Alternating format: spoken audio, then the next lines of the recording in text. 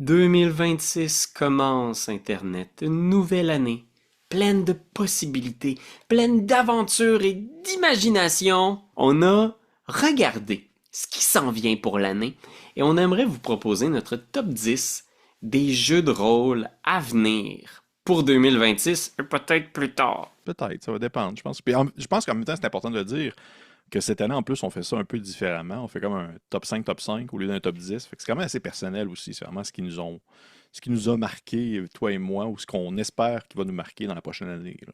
Oui, oui, puis ça en dit un peu sur ce qu'on essaie de voir dans le jeu de rôle, là, nos préférences Mm. de style ou d'auteur. De ton côté, qu'est-ce que t'attends en ce moment? J'ai mis Truthvang pour Dragonbane. Selon moi, je ne pense pas qu'il va être disponible en 2026. Je pense peut-être que les PDF vont l'être, mais peut-être pas le jeu au complet, version physique. Et pour la simple et bonne raison que tantôt je faisais mention rapidement avec le septième continent comme étant un trou à cash dans lequel j'ai investi de l'argent de façon dégueulasse alors que j'étais encore aux études. Et Trou de Vaincre, c'est un peu la même chose quand c'est sorti à la base le jeu. J'avais participé au financement participatif Ah de ce ouais? jeu-là, qui était sorti dans le temps, qui était fait par Riot Minds. Et c'est un jeu que j'étais tellement hypé, j'avais tellement hâte que ce jeu-là sorte. Je trouve que ça avait de l'air incroyable, un univers à explorer vraiment de toute beauté avec des illustrations de Paul Bonner qui sont vraiment comme de toute beauté. Hmm. Et à la réception déjà d'un jeu qui était vraiment en retard, j'ai été tellement déçu, là. Mon Dieu, j'ai Hmm. été déçu. Je sais que je ne vais pas le dire trop fort parce que j'ai des gens autour de moi qui apprécient beaucoup Truth Vang, mais le système de jeu, je le trouvais cassé raide. Je comprenais rien de ce maudit système de jeu. Les combats étaient comme interminables à gérer, puis l'univers était à peine effleuré. Je trouvais ça vraiment comme, à la limite, très moyen. Et de voir qu'il là, il va sortir le jeu de Dragonbane, Ouais. accolé à un univers comme Truth Vang, je trouve que ça a son petit plus parce que le système est très bon. Le système est très efficace. Puis je trouve que ça colle bien avec Truth Vang parce que Truth Vang n'est pas un jeu. Tu sais, je sais que je fais beaucoup la promotion de l'OSR et tout ça, mais Truth Vang Hmm. n'est pas un jeu OSR. Ça l'a un peu dans son idée, mais vraiment, le système de jeu, on est à des centaines d'années plus loin. On est vraiment plus dans la limite du Call of Cthulhu. Là. C'est quasiment ça. C'est à la place des DD percentiles, c'est des D20. Là. Ouais. Mais l'univers me parle énormément. Quand j'ai su qu'elle allait reprendre la licence de True Vang pour en faire un jeu complet, qui va justement être un jeu complet, ça ne sera pas Hmm. juste un supplément de Dragonbane, ça va être vraiment être un jeu complet qui fonctionne avec les règles de Dragonbane. Ben moi, pour moi, je suis vraiment content. C'est-à-dire que tu pourrais acheter le livre de Trou de Vagne pour Dragonbane, puis là-dedans, t'aurais comment tu joues, tes Oui, classes, tes trucs.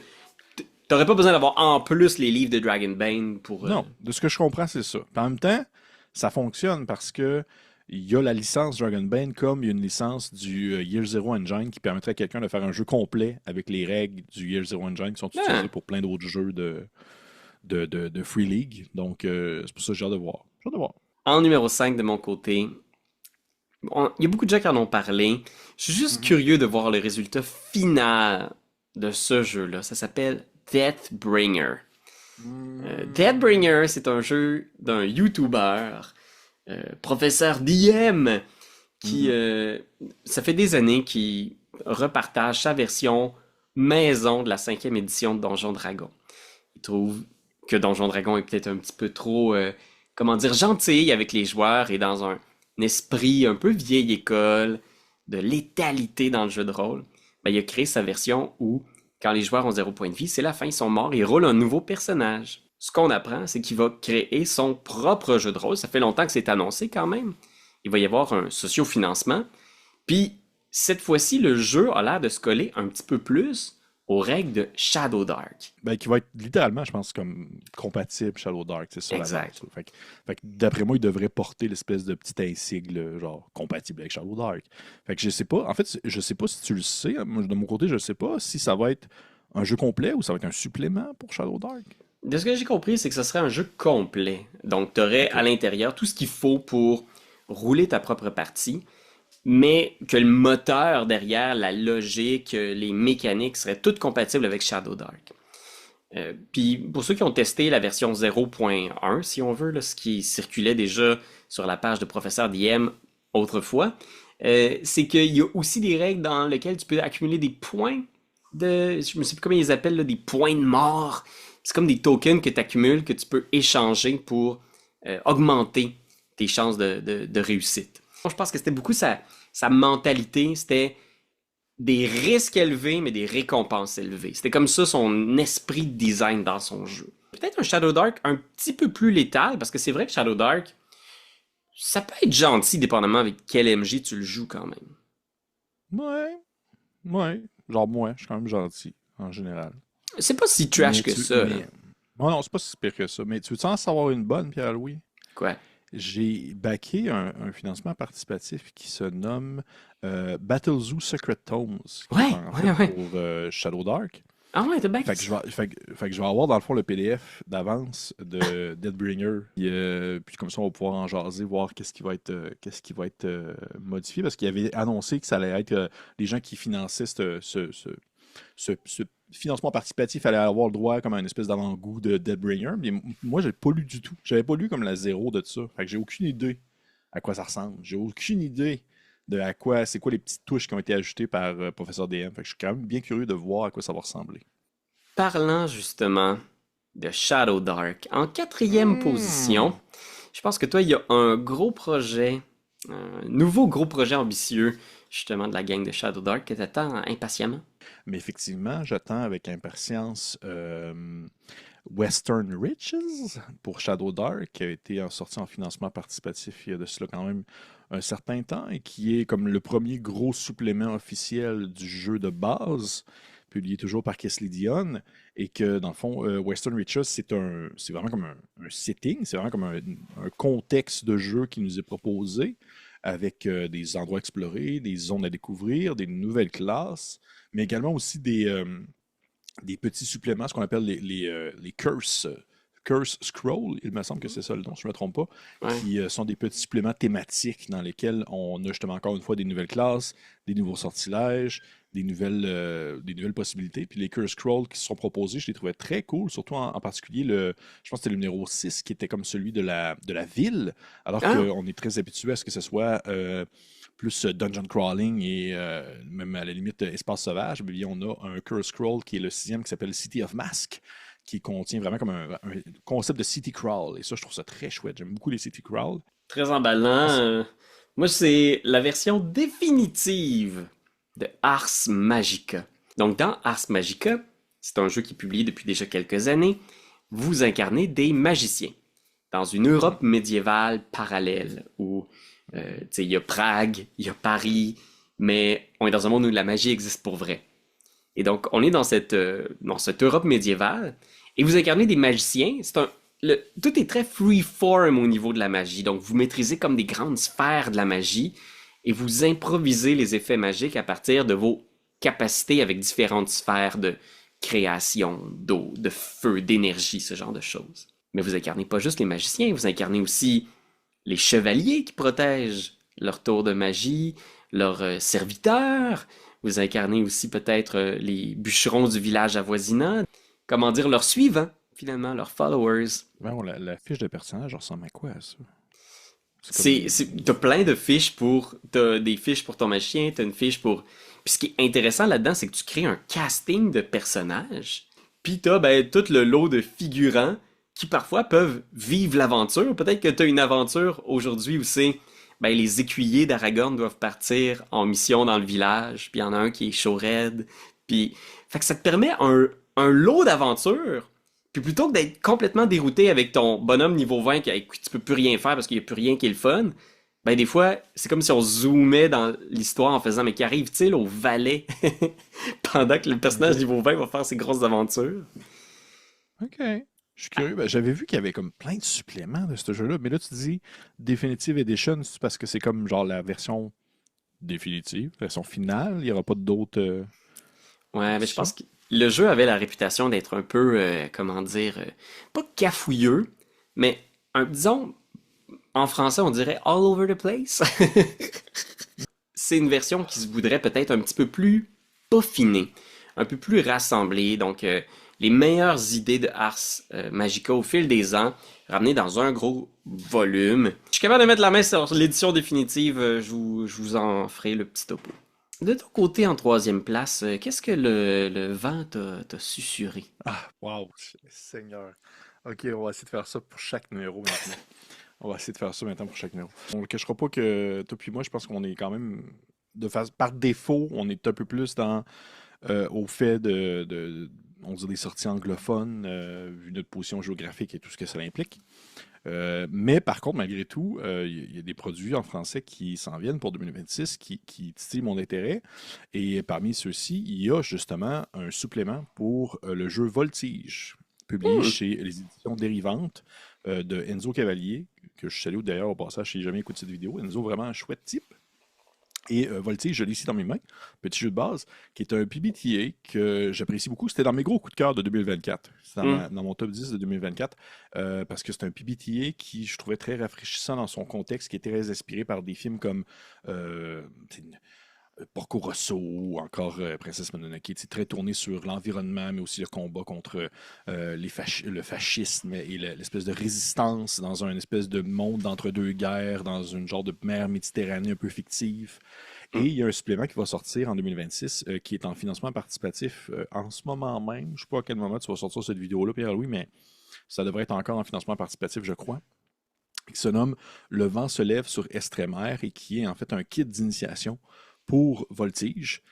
Et je trouvais que le vent se lève sur Estrémer, c'était un super kit d'initiation. Puis ça, un jour, je vais comme me pencher là-dessus. Là, c'est comme dans mes idées de me faire comme un Hmm. genre de vidéo top 10 des kits d'initiation, là. Ouais, ouais, ouais. Mais ça, je trouve que c'est vraiment un super beau produit qui nous explique comment jouer, qui a l'ensemble des règles disponibles pour jouer, mais qui, en plus, propose un cadre de jeu qui est à la fois facile à prendre en main, qui est pas trop compliqué, qui est pas trop plus trop impliquant dans l'univers de jeu, et qui propose aussi une série de scénarios que tu peux comme enchaîner pour former une sorte de chronique, une genre de campagne qui te permet un peu de comprendre tous les possibles dangers qui peuvent planer sur ce qu'on nomme justement Estrémer, qui est comme une petite île.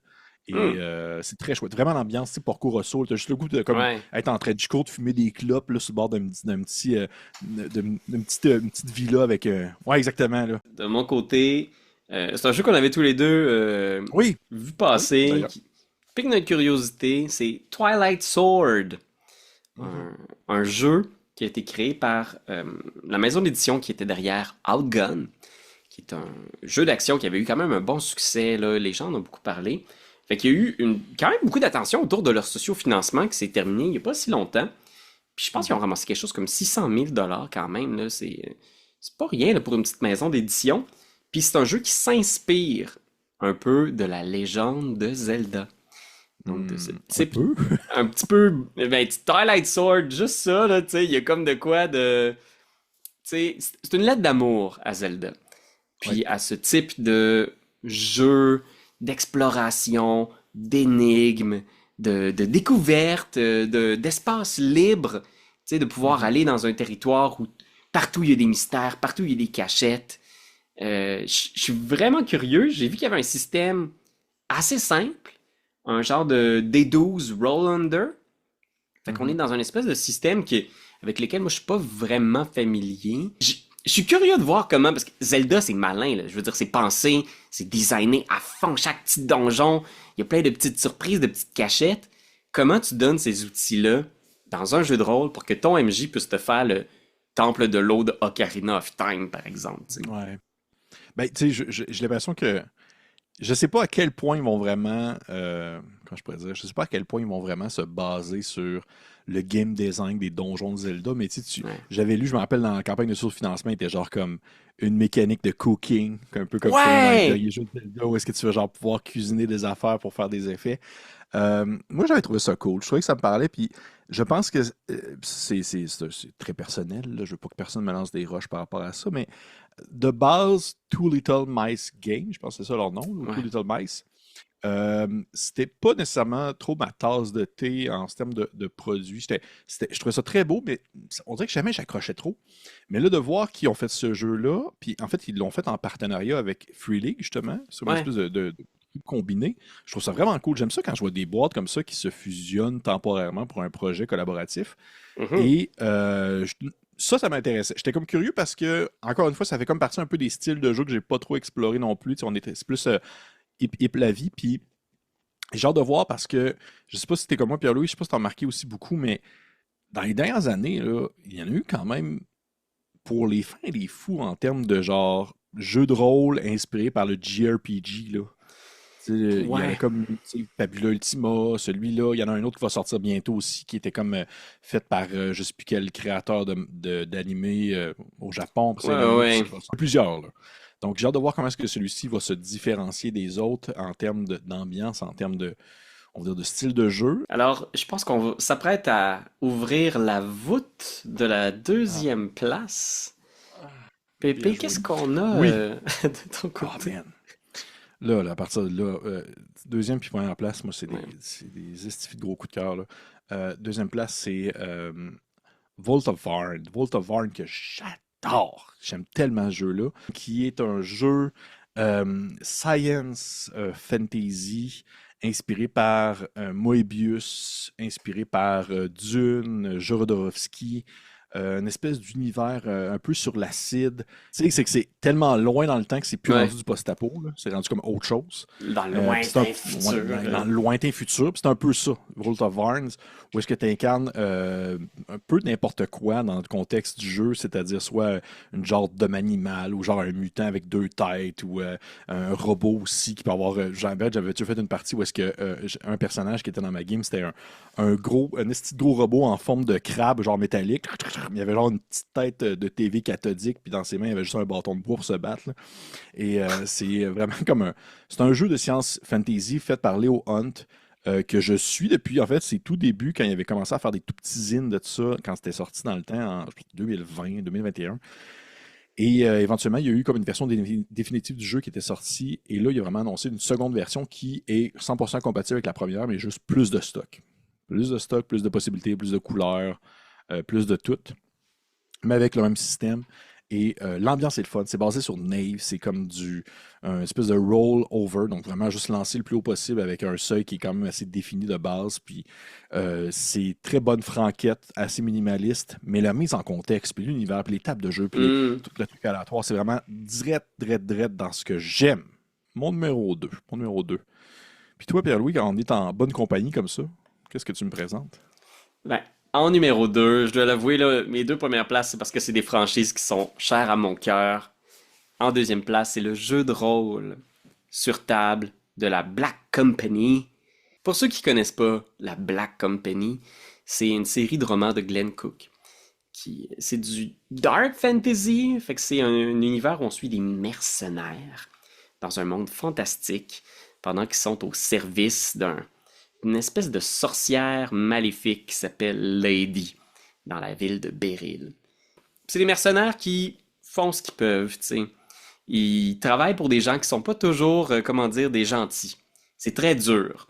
Puis le jeu de rôle, c'est un peu de se plonger dans un personnage qui fait partie d'une unité de la Black Company. Fait que cet univers-là, déjà, est hyper riche.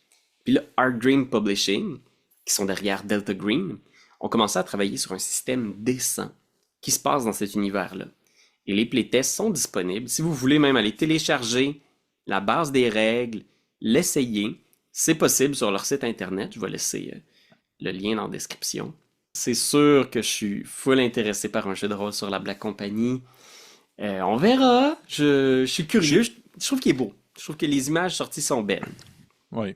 Tu sais, j'ai lu un peu le premier livre. Je m'étais acheté comme le gros tome, là, qui était, je pense, une compilation de plusieurs ouvrages, si je ne me trompe pas. L'espèce de gros tome en français, le tome 1. Et pour l'instant, j'aimais ça. Là, je suis tombé dans autre chose un peu avec le temps. Je vais y revenir à un moment donné quand je vais plus être dans le mood, parce que comme tu dis, c'est assez dark, c'est assez comme. Il y a beaucoup de choses qui se passent. Ouais, ouais. Et avec le contexte de jeu, le système de jeu, je peux pas vraiment m'y parler encore. Je peux pas vraiment me prononcer là-dessus. Par contre, tu sais, de ce que je connais de Art Dream Publishing puis de la qualité de leurs aventures, je suis sûr que les aventures qui vont être écrites pour ce jeu-là vont être folles raides. Ah oui, C'est ils font. sûr et certain, là. S'il vous plaît, j'aimerais tellement ça avoir un scénario parce que c'est ça. La Black Company, c'est ça aussi. Tu sais, c'est des Ouais. situations complexes qui sont pas nécessairement faciles à improviser sur le coin Mhm. d'une table, là. Parce que c'est sûr, ça pourrait devenir du fantasy vanille. Ce que tu as besoin, c'est de la touche Black Company de Ouais. c'est qui cette espèce de démon sorcier mort-vivant qui essaye de nous tuer pendant la bataille. Il est pas censé être notre allié. Ok, politiquement, non, on est plus sur la même longueur d'onde. C'est complexe écrire ça. Ouais. Non, fait que j'ai vraiment de voir parce que comment est-ce qu'ils se sont appropriés un peu le concept du mythe de Cthulhu dans le contexte de Delta Green. Ça a été vraiment, là, tu sais, les aventures de Delta Green, tu le sais, t'en as eu beaucoup aussi, là. C'est Hmm. tellement bon, là, fait que j'ai vraiment hâte de voir ce qu'ils vont faire avec du fantasy à la Black Company. Je suis sûr que ça va être écœurant pour ça. Je suis sûr, sûr, sûr. Et maintenant, pour le top du top de ce qu'on attend en 2026, toi, ça frappe fort, je pense. Ah oui, bravo. Bravo. Bravo. Oui, écoute, c'est drôle parce que c'est vraiment. C'est pas sorti. Mais c'est un peu sorti de nulle part parce que j'avais comme complètement oublié l'existence de ce projet-là qui allait éventuellement apparaître, mais que j'en ai plus entendu parler depuis un certain temps. Puis dans les derniers jours, l'auteur a comme fait une grosse poussée sur les réseaux sociaux pour comme montrer que ça s'en venait. Il a fait plein d'affaires, il a parti plein de petits projets. La page de pré-financement est lancée. Il a lancé un Patreon juste pour ça. Et c'est Flail, publié par André Nova chez la maison Game Omnivorous, qui est, dans le fond, André Nova étant aussi, lui, à la tête de la maison Game Omnivorous. Game Hmm. Omnivorous, c'est eux qui ont fait The Job, Hmm. Ah oui. ouais, Monster Eater. Ils ont sorti des espèces de toolkits, des espèces de outils en hexagone pour pouvoir faire des styles de cartes de jeu. Ils ont Hmm. sorti un de mes jeux que j'ai beaucoup aimé qui s'appelle voyons, 17th Century Minimalist. Bref, ils ont sorti plein, beaucoup. Surtout très beau, souvent très bon. Hmm. Et Flail, André Nova, il a présenté ça comme étant son espèce de bébé en termes de genre, j'ai le goût de sortir un peu mon jeu old school, un peu plus classique, là, qui n'est pas orienté Monster Eater, parce que c'est lui qui a fait Monster Eater, où est-ce qu'on incarne des souris. Mais dans Flair, on est des humains. Ouais, ouais. Et c'est un mix entre Monster Eater, il décrit ça comme un mix entre Monster Eater et DCC. Dans le sens que la philosophie derrière le jeu, c'est pousser ta chance, faire du gambling, mais avec une certaine mesure du danger, la customisation des personnages, une peu de préparation, un rythme rapide, de l'ex-crawl pour de l'exploration beaucoup, puis beaucoup d'improvisation. Mais chaque classe a un peu une certaine asymétrie dans ses capacités, dans ses pouvoirs, alors que le bard, il faut comme que tu lances sur une table d'objets de musique, des instruments de musique que tu vas pouvoir utiliser pendant la partie, et l'instrument de musique que tu as a une liste de possibilités à faire différents effets magiques particuliers, alors que par exemple le guerrier, ben, c'est une arborescence de talent dans lequel tu descends à mesure que tu débloques des capacités et que tu deviennes meilleur dans ce que tu souhaites faire. Les autres personnages, c'est par exemple, il y en a, c'est genre un genre de coupe-jarret, un genre de cutthroat qui dit en anglais, le classique prêtre. Il y en a un, c'est genre, il appelle ça le Bone Whisperer, qui est comme une espèce de mage un peu nécromancien. Et le jeu fonctionne avec un système de combat qui est un peu dissocié en quelque sorte du système de base du D20 lancé en dessous, dans le sens où tu dois lancer un paquet de D6 qui est associé à l'arme que tu utilises Ok. et compter le 1, les 1 qui apparaissent en fait sur les dés que tu lances. Et lorsque tu réussis à faire au moins 1, c'est les dégâts de ton arme. Et Ok. si tu fais 2, 1, c'est les doubles dégâts de ton arme. Et si tu fais 3, 1 ou plus, eh bien, tu tues l'ennemi. Il est mort. Ok. Mais l'affaire, c'est que ça fonctionne d'un bord comme de l'autre aussi. Tu peux te faire one-shotter. Tu pourrais te faire one-shotter par un ennemi. Mais moi, ce qui m'a le plus charmé, au-delà du système de jeu qui est selon moi un peu comme, je décrirais ça un peu comme un Moss Ritter plus, je vais dire ça comme ça. Ce qui m'a le plus charmé, puis ce qui me donne le plus le goût de jouer à ce jeu-là, et pourquoi est-ce que ça se retrouve à mon numéro 1, c'est pas tant l'aspect mécanique du jeu, plus que le game design de André Nova lorsque vient le temps de proposer des aventures ou des contextes de jeu, des choses comme ça. Parce que je ne sais pas si Pierre-Louis, tu as lu beaucoup d'aventures de Moss Ritter, Non, je l'ai pas mais vu. celles-ci sont souvent présentées en format pamphlet dépliant Ouais, ouais, ouais. et tellement concis, c'est tellement bien fait. Puis André Devoy, Hmm. il est vraiment super, il est vraiment affûté là-dessus, là. Il va commencer à te faire. Tu peux aller télécharger. Déjà à la base, il y avait des aventures qui étaient proposées pour le jeu. Il y en a une, elle s'appelle genre La tombe des sans-écrous. On va dire ça comme ça en Ok. français. C'est une espèce de tombe un peu qui ressemble à un genre de gigantesque mécanisme dans lequel tu te déplaces et que tu te promènes pour un peu découvrir qu'est-ce qui se trouve à différents endroits. Puis la manière qu'elle s'est présentée, là, c'est tellement cool parce que justement, c'est un pamphlet dépliant avec une espèce de carte un peu à la. Une espèce de carte symétrique un peu à la. Comment je pourrais dire ça? Un genre de. sais, à la troisième personne, un peu au-dessus, comme un jeu vidéo, là, quand tu le vois un peu en diagonale, là, où est-ce que tout est un peu petit, mais tu as quand même les détails de la carte en soi, un peu en Ouais, ouais, ouais. 3D, là. Tout est bien représenté. Et chaque pièce est décrite de façon vraiment concise avec les éléments qui sont pertinents à prendre en considération, qui sont comme écrits en gras, avec les détails pour que ce soit les menaces, les petits plus qui rendent le tout vraiment comme unique en son genre. Puis souvent, les thèmes sont très flyés, alors que pour moi, c'était un peu ça que je trouvais très cool dans Monster Hunter aussi, c'était les aventures. Quand tu lisais une aventure de Monster Hunter, tu étais toujours comme oh shit, ok. Ah, ok, il faut aller explorer une affaire, telle affaire vraiment étrange. Et là, je Ouais. vois qu'il est vraiment capable de représenter ce même style d'ambiance-là dans un contexte un peu plus vanille, classique, aventurier qui se déplace dans un donjon. Et pour moi, eh bien, c'est vraiment, vraiment cool. Plein de tables aléatoires, plein d'affaires pour, on va dire, épicer tes parties, plein de petites cartes pour gérer ton équipement. Il y a du visuel à côté. Vous pouvez déjà, si vous allez vous inscrire, si Pierre-Loup, je vais te l'envoyer, tu le mettras dans la description de la vidéo si tu le veux Ouais. bien, mais si vous vous inscrivez dans le fond au pré-lancement pour le campagne de sous-financement, vous avez le droit tout de suite à télécharger le livre en PDF qui est comme gratuit. Genre, il vous le donne. Il est genre, voilà le livre. Faites-en ce que vous voulez. Et là, vous pouvez tester le jeu si vous souhaitez parce que tout est déjà comme accessible pour pouvoir le tester. Puis c'est beau, c'est vraiment un fichu de belle affaire. Fait que moi, Flail, mon numéro un que je n'attendais pas, mais que là maintenant j'attends énormément. C'est mon numéro un. Puis toi, Pierre-Louis, est-ce que ton numéro un ressemble un peu à ça? C'est commencé, là. C'est commencé. Je l'ai commencé. Oh my Ça fait God. genre 2 secondes. Tu l'as plugué genre 12 fois avant qu'on enregistre, là. Mais je l'ai commencé, le Dungeon Crawl Carl. C'est My fait. God. Et c'est exactement ça. C'est Dungeon Crawler Carl, le Oui! jeu de rôle. C'est un acte de confiance, là. Un peu à Ouais, on va l'aveugle. dire ça comme ça. Ouais. J'ai aucune idée. Il y a très peu de choses qui ont été révélées sur le jeu, mais on sait que en avril, il y a 2 sociofinancements qui vont être lancés en simultané par Renegade Games dans la licence de Dungeon Crawler Carl. Il va y avoir un jeu de rôle et un jeu de cartes. C'est un monde dans lequel notre univers est transformé en donjon par des extraterrestres. Parce que c'est une télé-réalité extrêmement populaire, Dungeon World. Puis dans ce monde-là, les gens font juste explorer donjon niveau après niveau. C'est vraiment comme si on se faisait pitcher dans Diablo du jour au lendemain. Puis c'est un peu absurde parce que tous les objets magiques sont tous des objets de notre quotidien mal interprétés par des extraterrestres. Puis il faut que toi-même tu montes de niveau, que tu fasses des choix d'archétypes puis de classes. Puis il y a des classes inspirées de la culture humaine. C'est tellement stupide. Man, ça ferait tellement un bon jeu de rôle, mais c'est un défi Ben, insurmontable, je pense. j'ai commencé à lire le livre, là. Tu sais, je te l'ai montré, j'ai commencé à le lire. Puis là, juste en le lisant, j'ai fait genre, hmm, mais comment est-ce qu'ils vont transposer ça en jeu de rôle? Comment tu sais, c'est bien beau le lire parce que la personne l'écrit, mais là, je me dis comment le mettre en pratique. Je suis comme, hey, je le sais pas.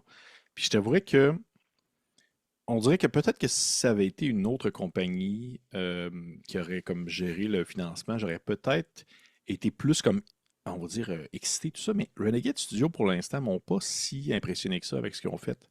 Fait que je sais pas vraiment à quoi m'attendre. Je sais pas, man. Je sais pas. On sait rien du système de jeu. On sait fuck all.